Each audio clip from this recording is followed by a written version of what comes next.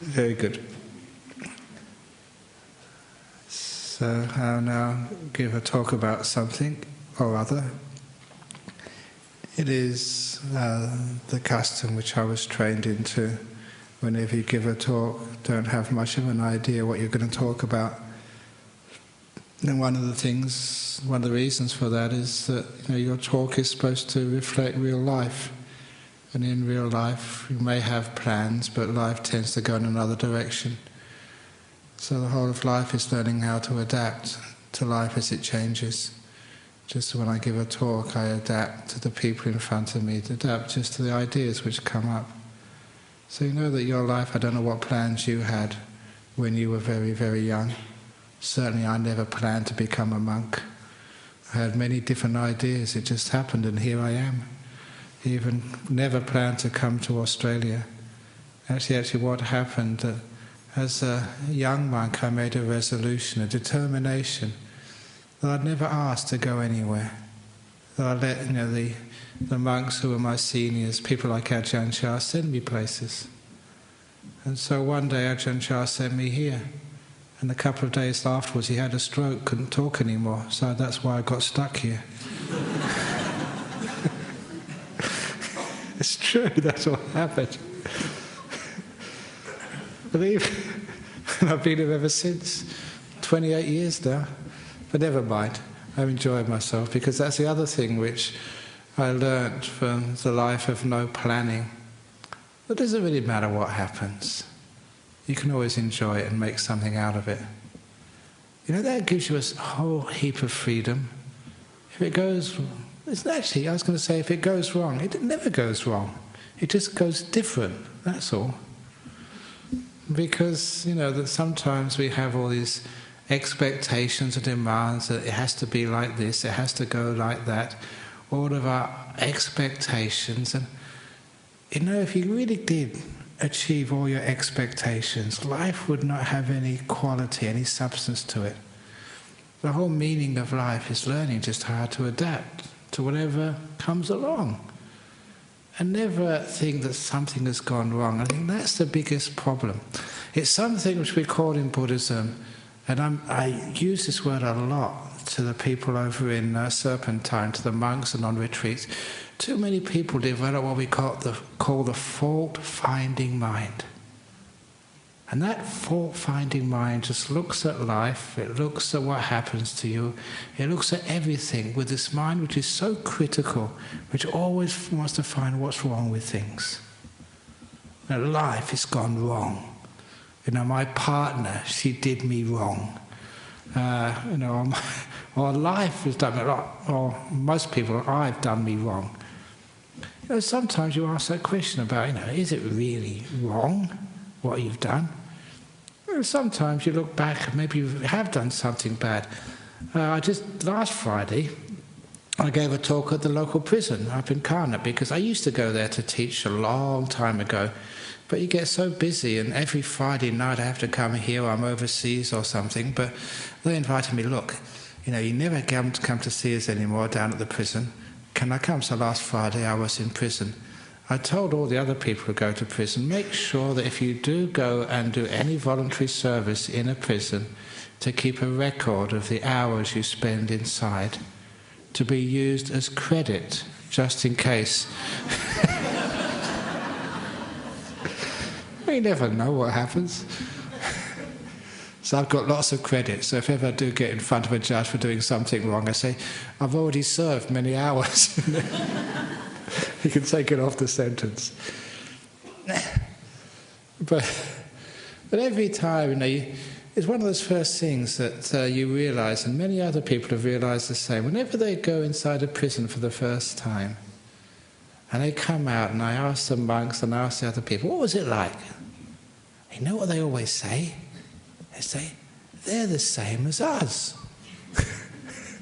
And of course, what did you expect? Just because a person, is inside a prison doesn't mean they're somehow different than us. That's one of the most wonderful things to see. That these people in a prison are so-called, the bottom part of society, that's how we try to think of them, are no different than us. they're the same. And when you see they're the same, that's when you can have respect.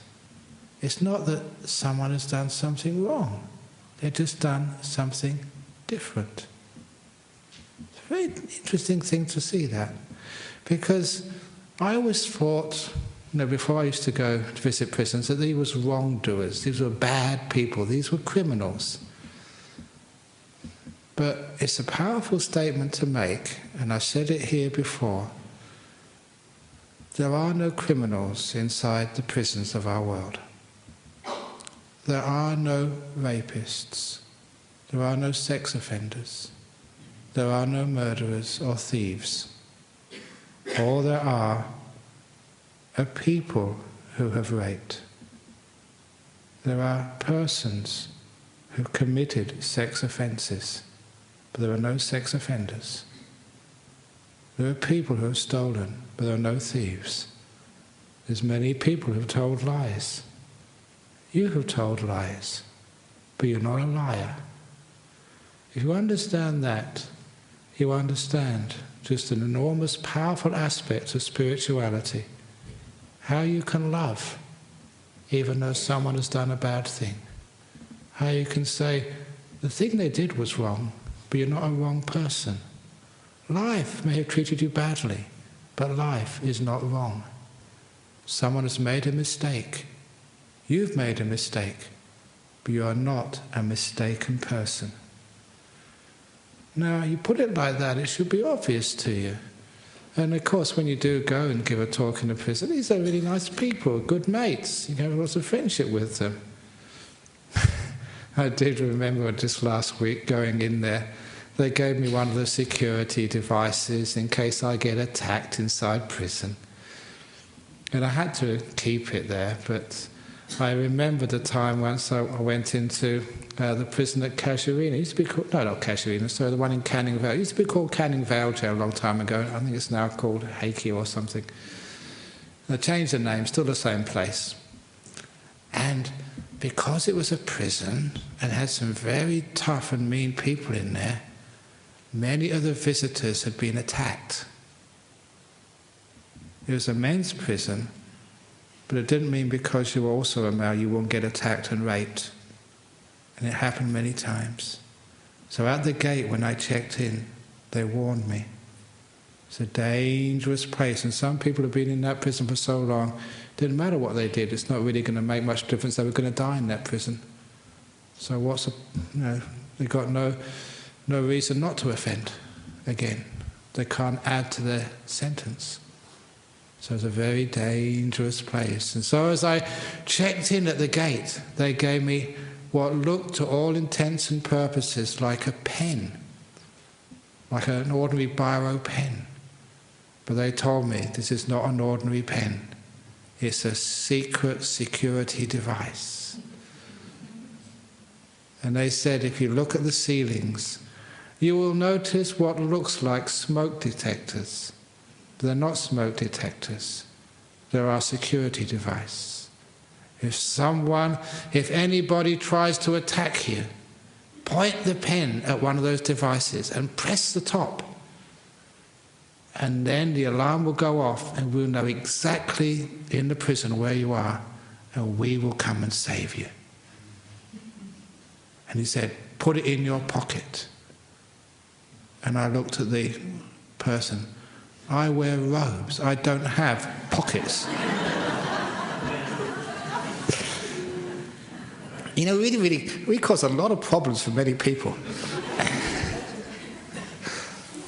Sometimes the reason I've got a microphone in front of me is because sometimes people, they clip these things on your, usually on your jacket or on your shirt, but this thing keeps on falling off. It's a terrible thing to do. That's why sometimes you go into these radio shows or TV shows and we'll try and clip things on and say, forget it, it's going to fall off.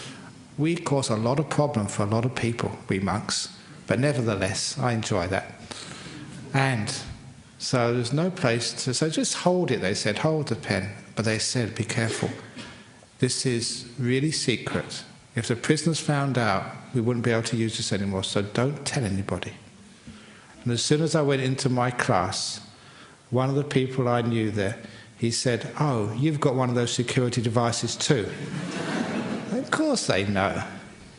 That's why I tell all the monks down at Serpentine and the nuns at Gijigana, don't think that the people here in Dhammaloka don't know everything which is going on in those monasteries.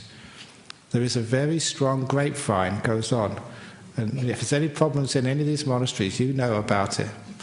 So the monks, they know no secrets. And it's wonderful not to have any secrets. But anyway, so when I went in there, this prisoner, and he was actually a really good friend. Because I'd known him a long time. And he's a violent man, but you get to know these guys. And he said to me, he said, "Brahm, do you really think you could press that button before I jumped you and held you down?" And I said, "No, you get me first." He said, "Yeah, I would." But I wasn't scared, because what he said next I knew he was going to say. He said, "But Brahm, if any of these guys behind tried that, I'd get them first. We like you, and that's your best security device." And I always felt very safe in there, because I respected people, I knew they would respect me. Because you were kind to others, that's what they showed you back. Because they weren't prisoners, they were people who'd done crimes, but they weren't criminals. And that because of that, I could forgive, respect, love. And there's some people who, if you knew who these people were, you'd think those people, they should be thrown in jail, key thrown away, stoned, killed, whatever, because they had done some things which caused a huge amount of pain. I mean, really big pain to families, to a lot of people. But you could forgive them. You could let it go. Because you could see this bigger picture. The whole, not a criminal, but a person who's done a crime. Seeing the bigger picture in life is the whole point of coming to a place like this. Because of the concerns of our day, we have to just make sure the dishes are washed, we have to get in the car and look after the kids and look after the finances. We're so busy sometimes, we don't have a chance to see that bigger picture. So that's why, you come here to be reminded of that bigger picture. A bigger picture that sometimes we've got fault-finding minds and all we see is what's wrong. Because of that, we get very negative, we get very depressed, we get angry, we can't forgive, and that destroys our life. Why destroy your life? Someone's done something bad. Once, twice, 3 times, I don't know how many times. There was one of those moments which really moved me. And I realised that, there are other people who understand what's going on in the world. It was that time when I gave... Because I go to all these conferences.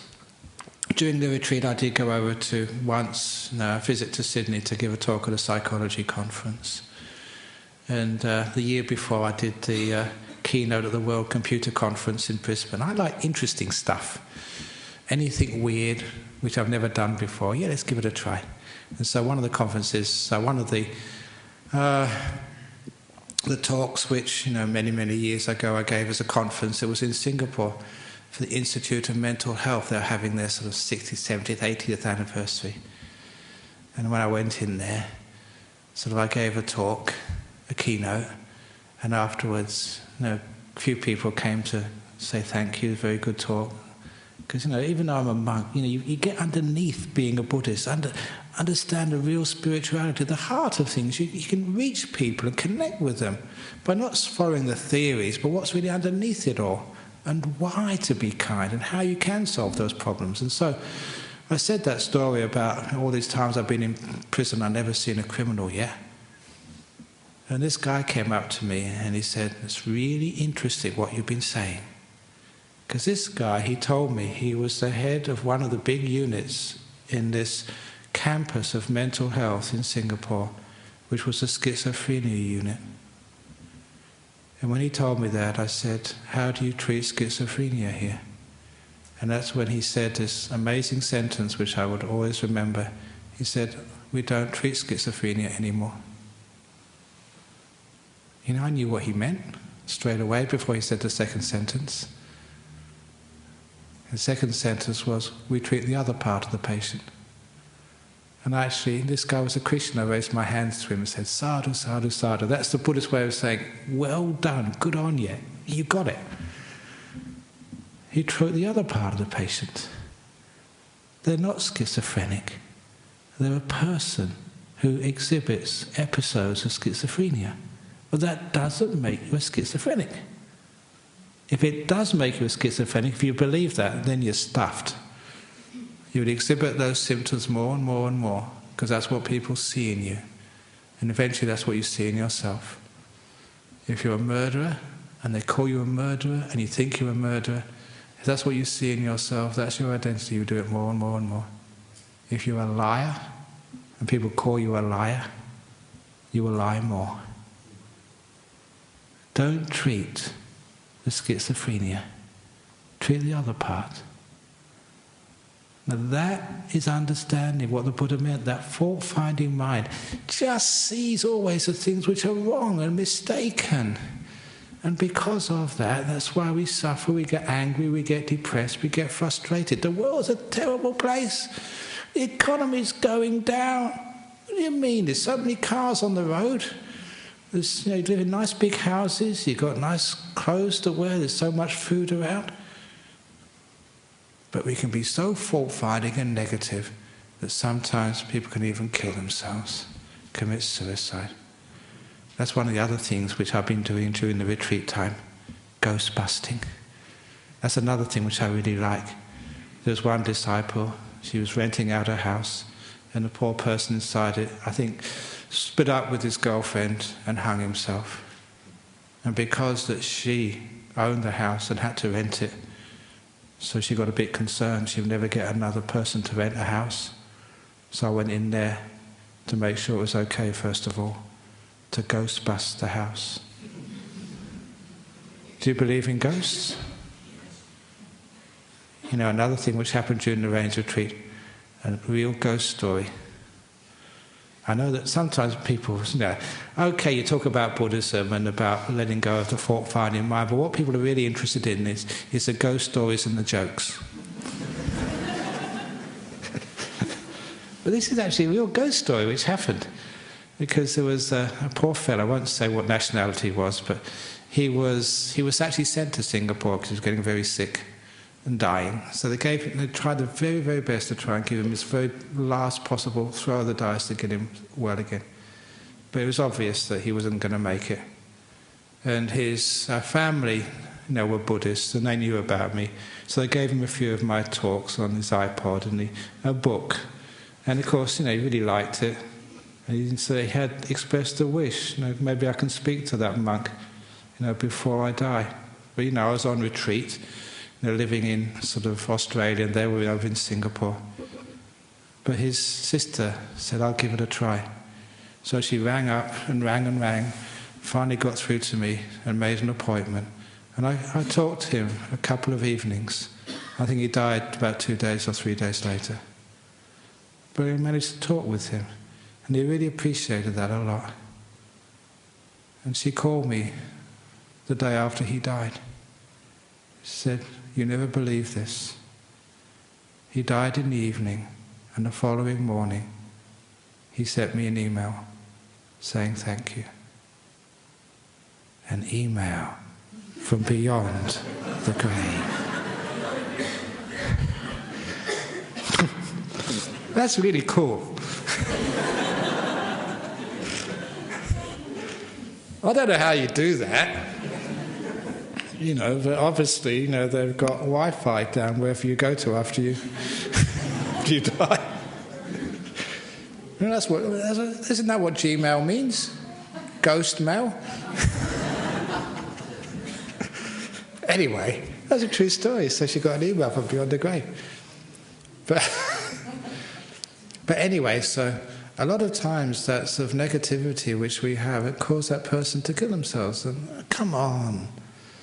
That's because we can focus on the thoughts so much, become so negative. And the whole point of this being here is seeing the bigger picture. When you see the bigger picture, you can be at peace with things. Okay, so, you've broke up with your girlfriend. I broke up with girlfriends many times before I became a monk. No, if I see any of those girlfriends and I say, oh, thank you for dumping me, or for being such a bitch that I have to, that, you dump me or I dump you. If it wasn't for that, I would have got stuck with you and would never become a monk. So thank you so much. I've got so much gratitude to my old girlfriends for not being sort of loving enough. Just a different way of looking at it, isn't it? So that way that I look back upon my life, has anything gone wrong? Actually, nothing's gone wrong at all. It's just this big picture. You see all these things which happen to you in life. It's all some sort of reason, some sort of opportunity, some just little way of giving you a different experience in life, a chance to learn, to understand, especially a chance to be forgiving and to learn to make peace, to be loving when it's difficult to do so. Anyone can be peaceful when you're having a good time. Anyone can be loving when people are just nice and soft. I used to have a teddy bear. It's very easy to love a teddy bear because it never speaks back to you. But having a husband, having a wife or a girlfriend, that's very difficult, isn't it? Because they always speak back to you or do the wrong things. They're never as compliant as a teddy bear. So I tell people, these young people, don't get a boyfriend, get a teddy bear. I don't know, whatever it is you got. I mention that because apparently that somebody left a teddy bear at Jhana Grove at the retreat centre, and it's still there, sitting meditation in the main hall. They left it. It's a very peaceful teddy bear. Anyway, so you don't have any sort of negativity and have this great sense of positivity. And that's also, one of the reasons why these people actually come up to me, for counselling. Tell me all these things. What was it? Somebody came up and said they had breast cancer. Oh, very good, well done. Somebody said they lost all their money. Oh, excellent, well done. Somebody said they just, been sentenced to 10 years in prison. Oh, very well done. And they think I'm crazy. What do you mean, well done? I'm only going to say, how terrible, that's awful, what a bad thing that is what's happened to you. What would that do to you if I sort of got into your negativity and approved it? I've split up with my wife and I say, oh, that's terrible, that's awful. That just makes you feel worse. If I say, well done, marvellous, congratulations, about time. Say, oh, okay, that's okay then.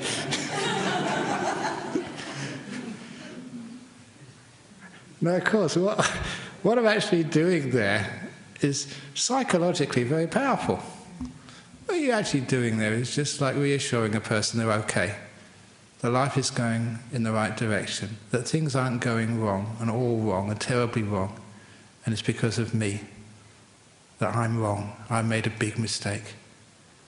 Because this is the problem with human beings, they judge themselves so harshly.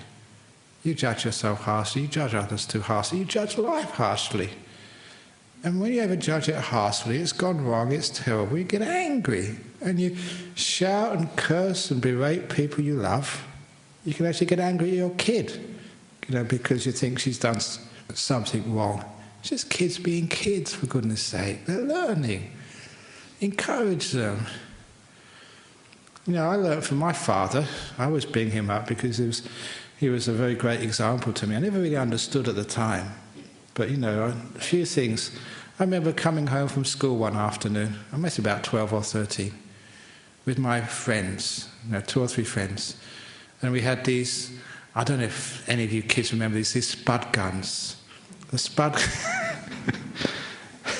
you get some potatoes, which were very cheap, and you push the end of the little gun in it, and because it would stick on the end, you had like a compression thing, and when the air built up, it would send the potato bit, sort of at your friend. So it was just like not really the air pistols, because it wasn't that sort of hard, but it was actually good fun, for boys playing around. So of course, it was an afternoon off school. I invited my friends down to my father's, my apartment where I lived. We had all the chairs, upside down. We're having a war, having battle. Kids being kids, fine. The place was a mess. And in the middle of the battle, wrecking the house, my father came in. He visited unexpectedly, and I was so scared. My goodness, I was wrecking the house. And in front of my friends, and I thought he would discipline me. But he just climbed over the chairs, have a good time, made himself a cup of tea while we carried on with our battle. That was one awesome dad. Because he knew we'd to clean up afterwards and we'd put everything together again. But he understood I was a kid being a kid.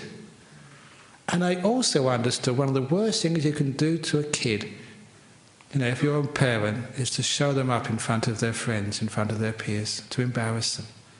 That would have killed me. And if he'd have told me off in front of my friends and embarrassed me.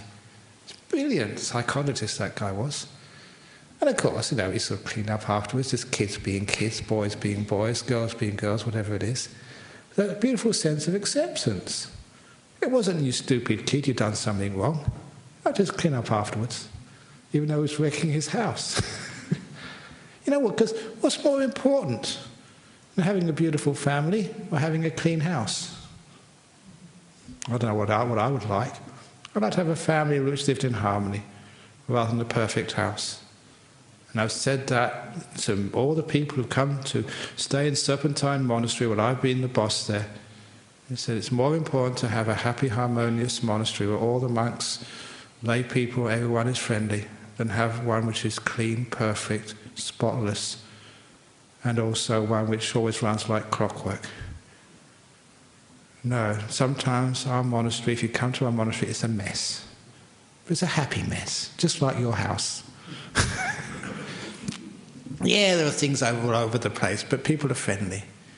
Yeah, it's chaos sometimes, especially, I make this advertisement now in 9 days' time, we have our Katina ceremony over at Bodhinyana Monastery in Serpent. Actually, in Jhana Grove, we hold it there. Last year, a couple of thousand people come. It's chaos, it's a mess. It's a happy mess. That's something which I learned, being a monk in Asia. If it's in Sri Lanka or Thailand or Burma, you go to these monasteries on these ceremonies, it's chaos. And sometimes I don't know what's happening where. I don't know, but it'll happen sometime. When are we going to do the alms offering? When are we going to do this? Oh, I don't know, but it's going to happen. It does. I think that's really beautiful. There's something I really like about that. I never liked organised... Did you like organised religion? People say that they hate organised religion. If you hate organised religion, you've come to the right place. This is disorganised religion. But it works somehow or other. So what we're actually saying is that life is disorganised, isn't it? Yeah, we try and organise it to a certain amount. How long have we been here? Dennis is in the back there. Is it 25 years now in this place? We still haven't organised that dog to stop barking. Every Friday it stops barking. Is that wrong? There's nothing wrong with a dog barking. That's what dogs do. They bark. That's a great insight. If the only insight you ever get from coming to a place like this is dogs bark, then you're going to be a very wise person. Dogs bark. Wives nag. Husbands are insensitive. Kids misbehave. Monks tell silly jokes. That's just the way they are. And a silly joke for today, I don't think I've told this for a while. It's a silly joke. I told a couple of people in passing. I always usually try these jokes out first of all. It was this American Indian who migrated to Perth. One of these Red Indians, the indigenous Americans. And he migrated to Perth. And the one thing he really liked about the West was Sri Lankan tea. He liked it so much that one day he drank so much tea, he drowned in his own teepee.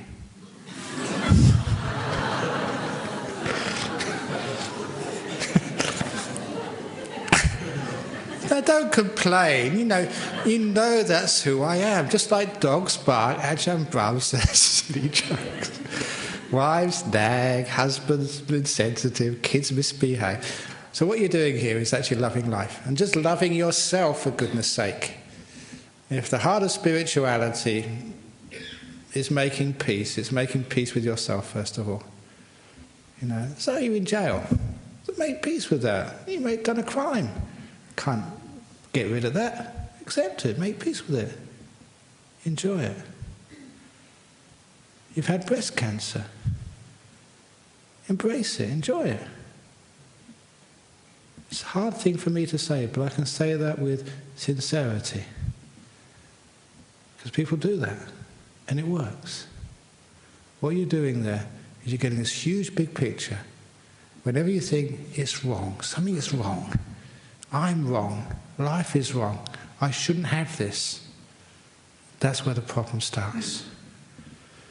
There's a story, I thought this is opening the door of your heart, but the reason I'm going to say it again here is because I've been using this for the monks, people who've been meditating at Bodhinyana Monastery in Serpentine for the last 3 months. I've used this so many times to help their meditation. It's one of the classic stories. And also there's a few, in a psychology conference which I spoke at over in Sydney, co-presented with this other famous psychologist from the United States. This was one of the stories which professional psychologists and psychiatrists say that they use regularly. It's a great Buddhist story. Remember it. You can use it in so many occasions. And it's a story, a golden oldie for those of you who've been coming here for years, of the monster who came in to the emperor's palace. So if you're sitting comfortably, I will tell you the story. A long time ago, in one of those times when there was palaces, not with politicians and dictators, but real emperors. Emperors who were there because they were smart, they were wise, they were strong and very effective rulers. And it just happened that the emperor was away on some sort of business. And in his absence, a monster came in. It was a demon, ugly, frightening, terrifying. And because this monster was so frightening, all of these soldiers and guards, the people who are supposed to stop visitors coming in at the wrong time, they froze in terror, allowing this monster to walk right into the center of the palace and sit on the emperor's throne. And when that monster sat down on the emperor's chair, that was going too far. So the guards came to their senses and said, "Get out of here, you don't belong, who do you think you are? That is our emperor's chair, you can't sit in there." And at those few unkind words and unkind deeds, that monster grew an inch bigger, more frightening, more smelly, and more offensive. And that really upset all the people in the palace. They got out their swords, they clenched their fists. "If you don't move your butt, we'll carve it out with our swords. Get out of here, quick!" But every unkind word, unkind deed, even unkind thoughts, the monster grew an inch bigger every time, more ugly, more stinky, and the language got worse. And this had been going on a long time, when eventually the emperor came back. And he came back into his palace, into his throne hall, and he saw this incredibly big, frightening monster there. He was so big, he took up most of the throne room. Huge. Talk about fat and obese. That monster, I've got nothing on that monster. The only reason I'm putting on weight, by the way, is because Buddhism is expanding. So am I. Anyway, back to the monster. This was one fat monster. And he was so ugly. I mean, really frightening. As I said in the story, even the great Steven Spielberg, with all of the resources of DreamWorks, could not manufacture something so frightening.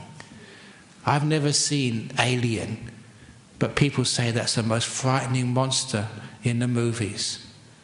Is it? I don't know, but this monster was 100 times as frightening as the alien. It was terrifying. And as for the stench coming off this monster, it smelled so bad that the maggots crawling over his body threw up. They were sick. They vomited. And the language of this monster was worse, much worse than you'd hear in Northbridge after the West Coast Eagles got beaten. It was one really sick monster. But that emperor, the reason he was the emperor was because of his great wisdom. He saw that terrifying, huge, stinky monster and understood what to do. He said the wonderful word, "Welcome. Welcome, monster. Thank you for coming." And at that, the monster grew an inch smaller, less ugly. The maggot stopped throwing up. And his language got better. And the people around realized their mistake. Instead of saying, "Get out," and getting angry, they started being kind to the monster. "Welcome. Do you want something to eat? How about a pizza? Monster size." About 3 or 4 of them got on the monster's feet to give them a foot massage. Have you had a foot massage? Oh, it's so rare getting a foot massage if you're a monster. That monster, oh, just over there a bit. Oh, that's just right there. And they gave him cups of tea as well. They said, "Do you want a cup of tea or a cup of coffee?"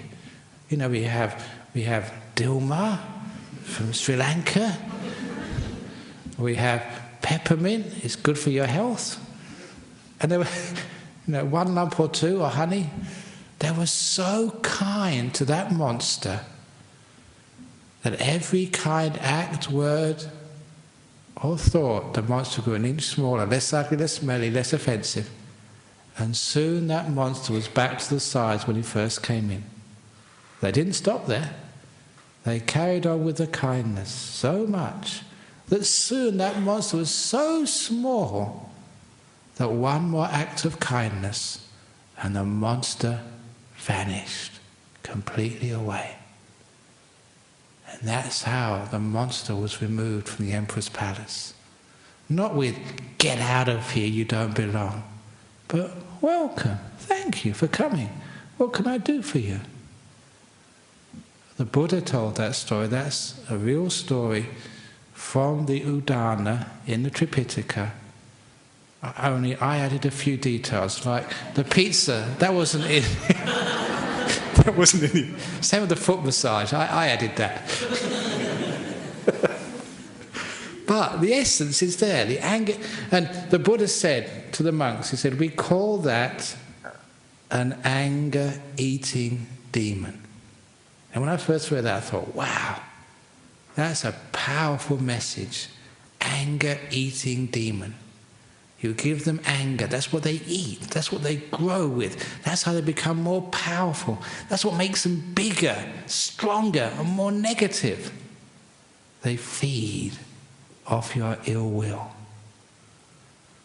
And I've seen that so often, with people I've looked at and looked with. You give the problem anger. "Get out of here, you don't belong." Cancer. "I can't share my throne hall with you." That anger is negativity, stress, tension, the very cause which made that disease in the first place. Disappointment. You just broke up with your partner. "Get out of here, disappointment. I don't want you." It gets worse. Grief. You've lost a loved one. "Get out of here. I can't stand you any longer." Those are classic anger-eating demons. Instead you say, welcome. Thank you for coming here. All of your mistakes and thoughts and faults, the things which you're not proud of, the things which you'd be very worried about if you said, I had really good meditation during the Rains Retreat and I can read your minds. And I said, I'm now going to read your mind. And you get very upset and afraid. You know, I was really afraid once. There was this monk who was supposed to be very powerful, could read minds. And people actually told me examples. He was doing this to other people. And I was only a very young monk at the time. He said, do you want to see this monk? And I said, no, thank you. I was afraid he'd read my mind and find out what I was really thinking about. And tell other people, do you want your mind read? Really read? And me tell you all the things you're thinking about or thought about today? All your weird fantasies and ideas? Oh, no, thank you. But what actually happened, I've got the courage to see this monk, and straight away, my mind was so peaceful because this monk was so kind. So kind and accepting. And even though I was a really young monk, full of all defilements and just not trained at all, it felt so accepted. I felt so accepted. That was one of the first times I just wanted to sit down and never leave. I just want to stay there forever. Because it's so rare to be with a person who accepts you 100%, totally, without any criticism at all. And I knew I wasn't perfect. I knew I had lots and lots of faults. And I knew he knew that too. Because he was going to love me unconditionally anyway. That was just a wonderful feeling.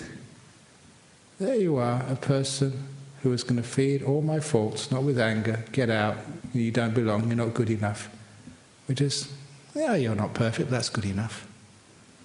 It was a beautiful moment of spiritual peace, being with someone who would just accept you. And that's why I just wanted to be there forever. Unfortunately, there's many other people who wanted to be there forever as well, so I got kicked out for the next person to come in.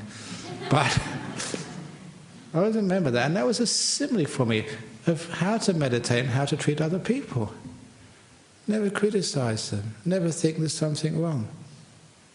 And if you don't see the wrong, you don't give anger, all my defilements would just vanish in his presence, just because I was accepted.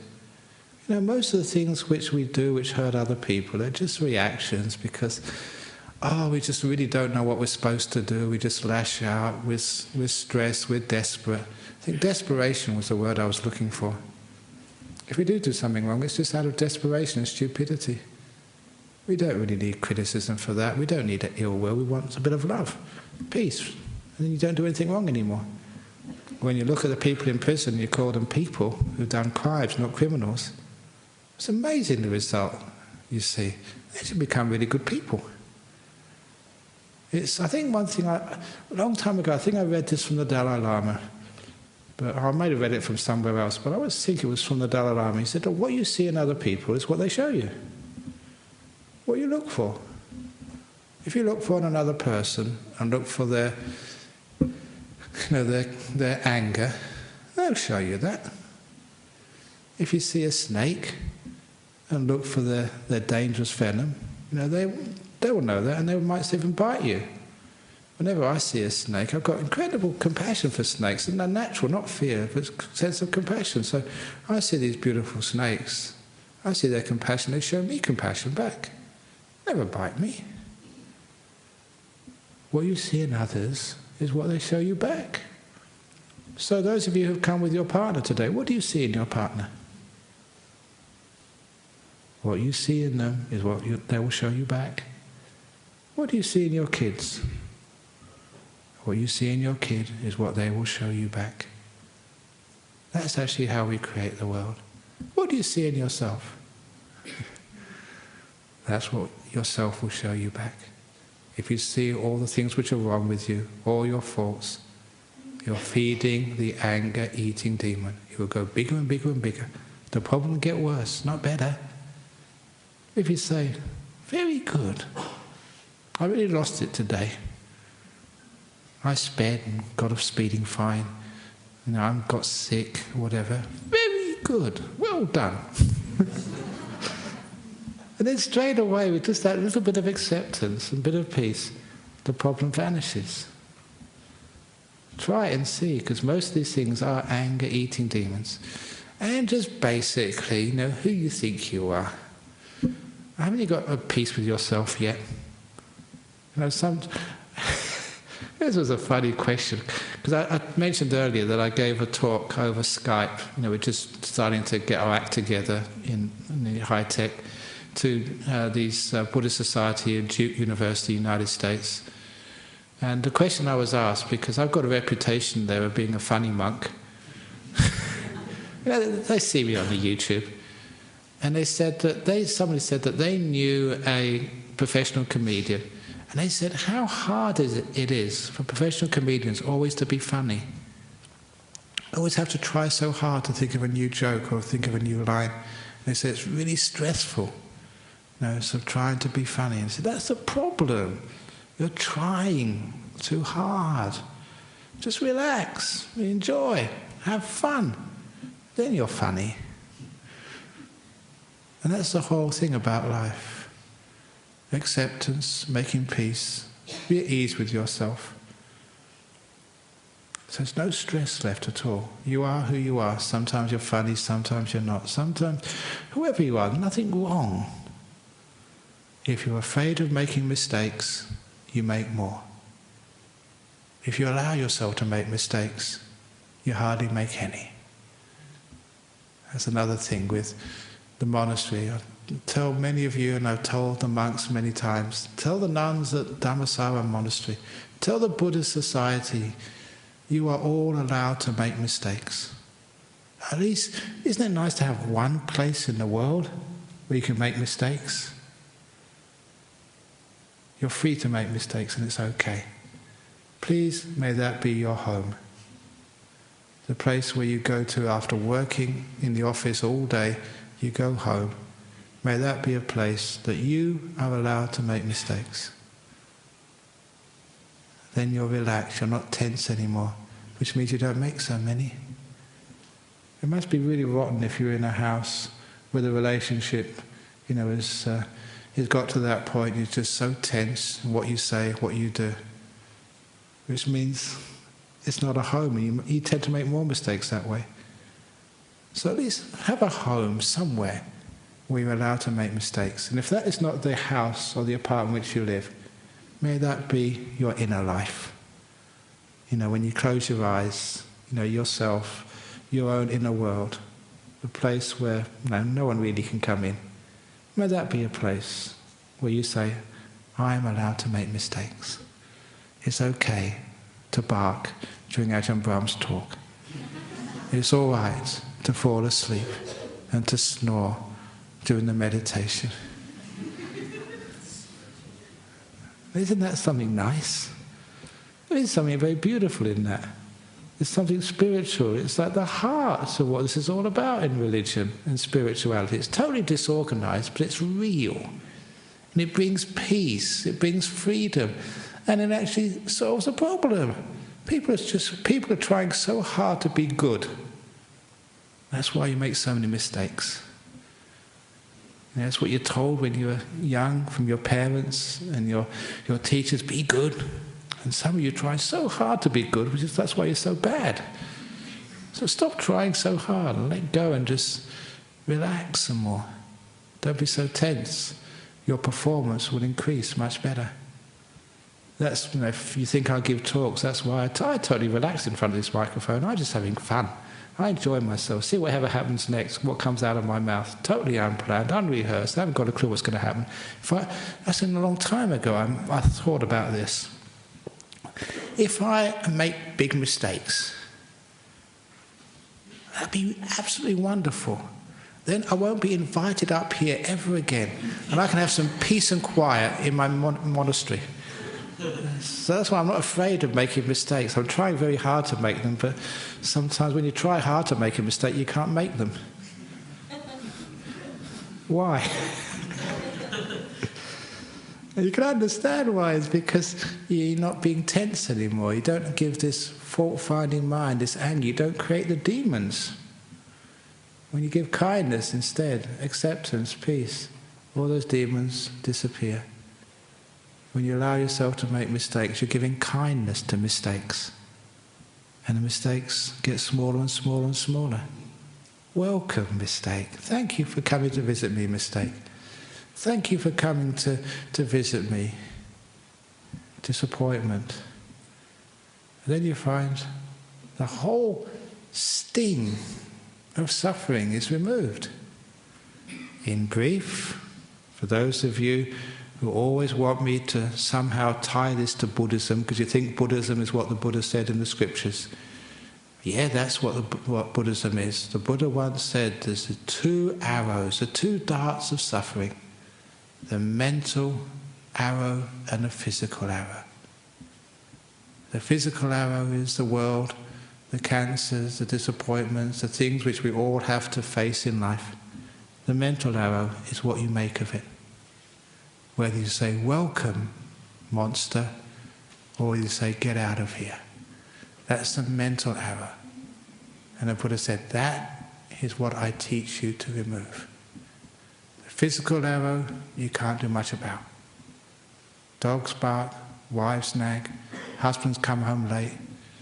You know, they can get sacked from work, stock market falls, whatever else is happening in life.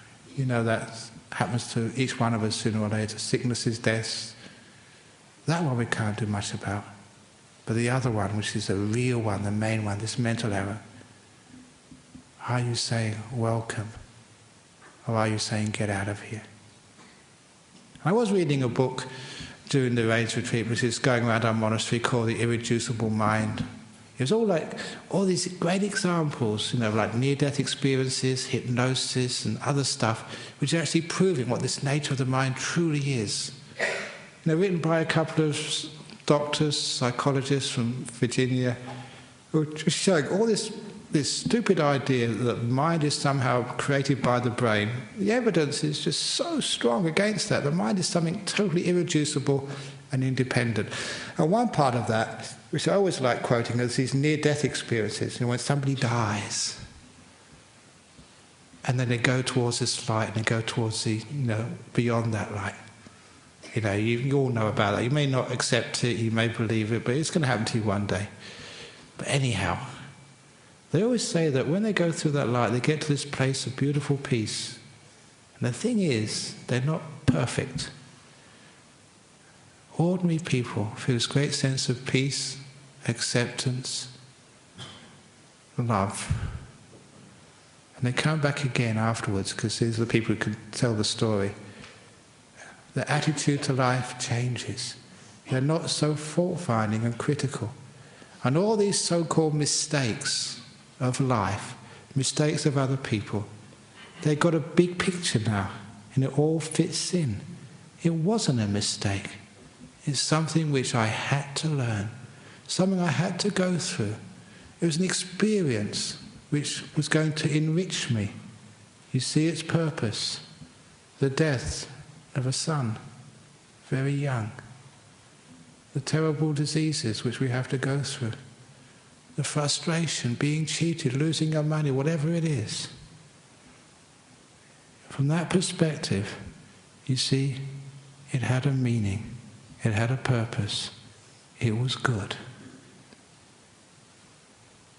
You talk to people who've had those experiences.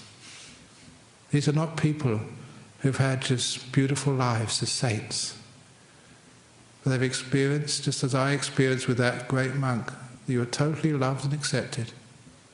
He taught me to totally love and accept life. Not just the nice part. All of it.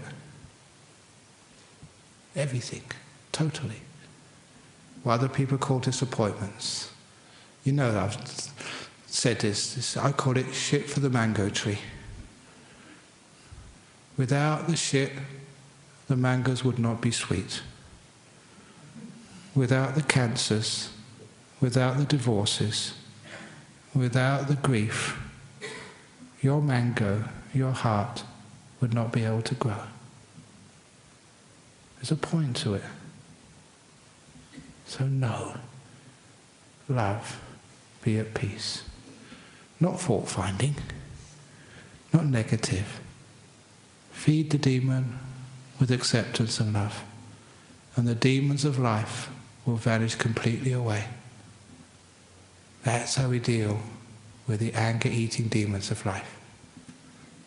Psychologists use that, highly effective. But now you don't need to waste your money by going to psychologists. You'll hear it here for free. Oh, you are so lucky.